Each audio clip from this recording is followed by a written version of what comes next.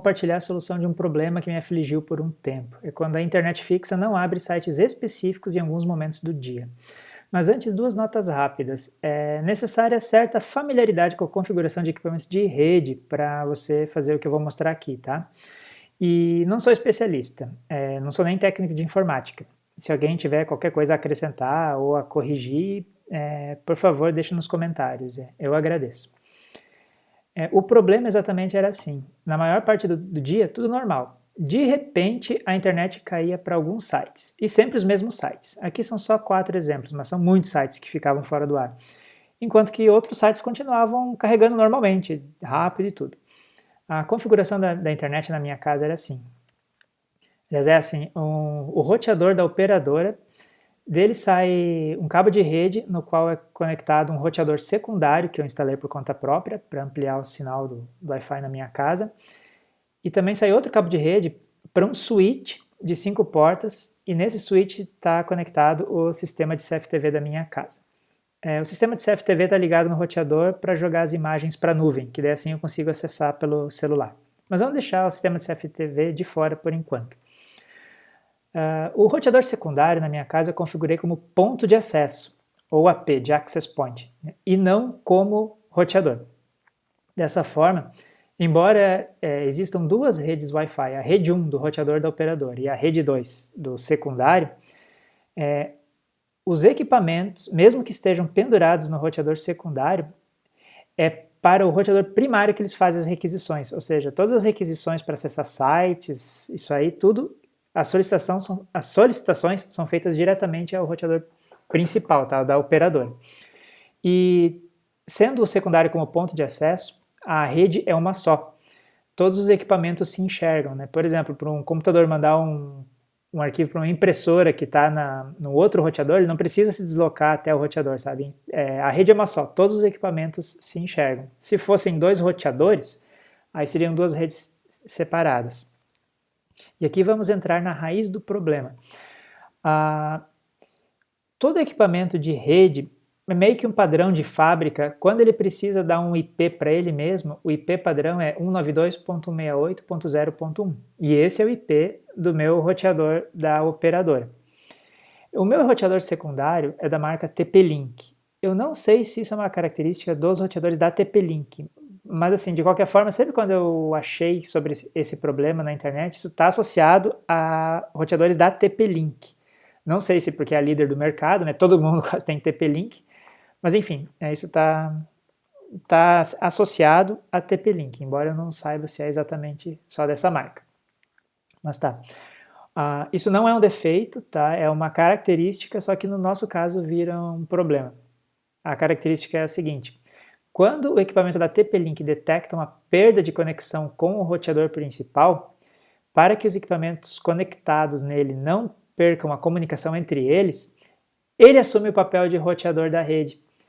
E daí, como ele assume o papel de roteador, ele precisa dar um IP para ele mesmo. E qual é o IP que ele está configurado para dar para ele mesmo? 92.168.0.1. E daí, quando a conexão é restabelecida, isso coisa de milissegundos depois, aí ele já está com esse IP e ocorre o conflito. E nesse conflito de IPs iguais, quem perde, não sei porquê, mas é o roteador principal da operadora. Agora, o roteador principal da rede é o roteador da TP-Link e não mais o da operadora. E mesmo se eu conectar um computador no roteador da operadora e digitar o endereço 0.1 para entrar nas configurações dele, né, é nas configurações da TP-Link que eu entro, porque agora ele que tem o endereço 0.1. A solução para esse problema é relativamente simples.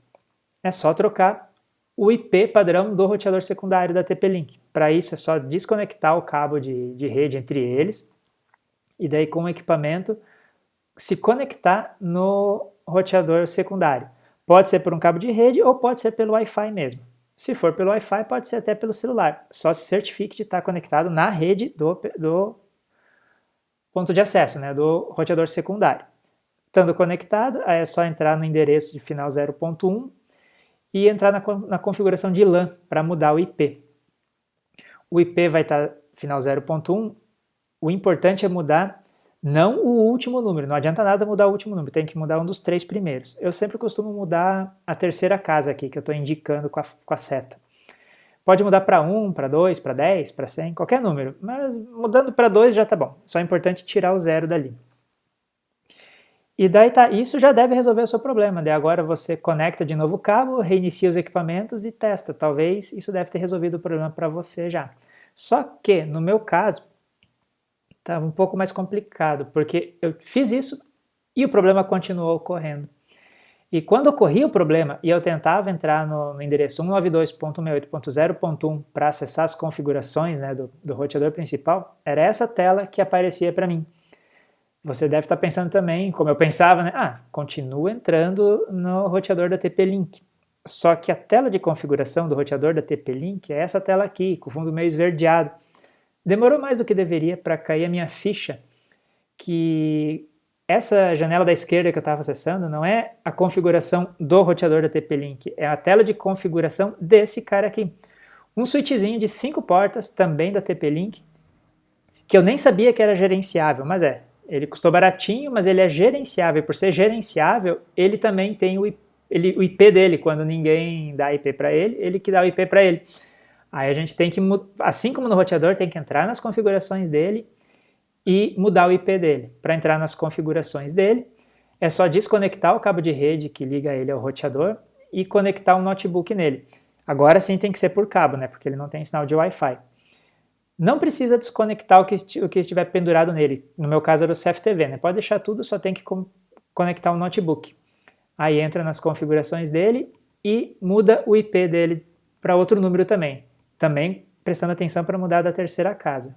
O IP2 já estava com o roteador, então agora no meu exemplo aqui vamos botar 3, mas como eu falei, pode ser qualquer número. É só salvar e pro abraço. Isso, inclusive, resolveu o meu problema com o CFTV que eu tinha, porque quando eu estava na rua e tentava acessar as imagens das câmeras, às vezes dava certo e às vezes não dava. Eu estava culpando a nuvem da Intelbras. Só que o problema era do switch. Depois que eu mudei o IP dele, pronto, agora está um reloginho. Toda vez que eu clico para acessar as imagens carregam certinho. Então é isso, resolveu o problema, agora só algumas considerações que você depois pode até se perguntar, né, por que quando dava esse problema só alguns sites caíam e outros não? Isso deveria afetar todos os sites, né?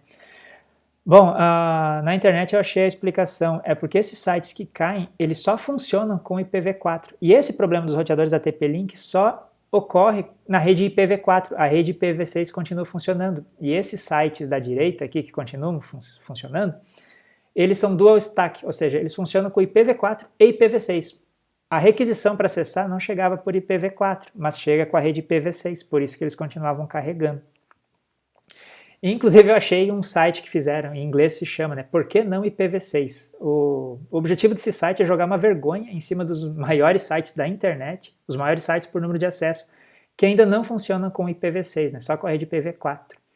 O maior site brasileiro que aparece por primeiro na lista é o Globo.com, daí seguido pelo Mercado Livre. Apesar dele estar constando como .com.br, ele ainda consta como Argentina. Mas enfim, descendo na página você tem a relação por país. Aí você pode clicar no BR e verificar os sites brasileiros, os maiores sites brasileiros que ainda não funcionam com o IPv6, só com o IPv4. E tem outro detalhe que eu não sei a explicação por que isso ocorre, né? Qual a questão? Quando ocorria esse problema, quando eu conectava por cabo qualquer equipamento no roteador principal e tentava entrar no endereço final 0.1, era o equipamento da TP-Link que aparecia, né? O primeiro foi o roteador, depois era o switch que estava aparecendo, quando ocorria esse problema. Só que qualquer equipamento conectado no Wi-Fi do roteador principal, nunca ocorria esse problema, ou seja, não tinha problema com site nenhum, e inclusive quando eu clicava para entrar no roteador principal, sempre dava certinho, o 0.1 sempre apontava para ele.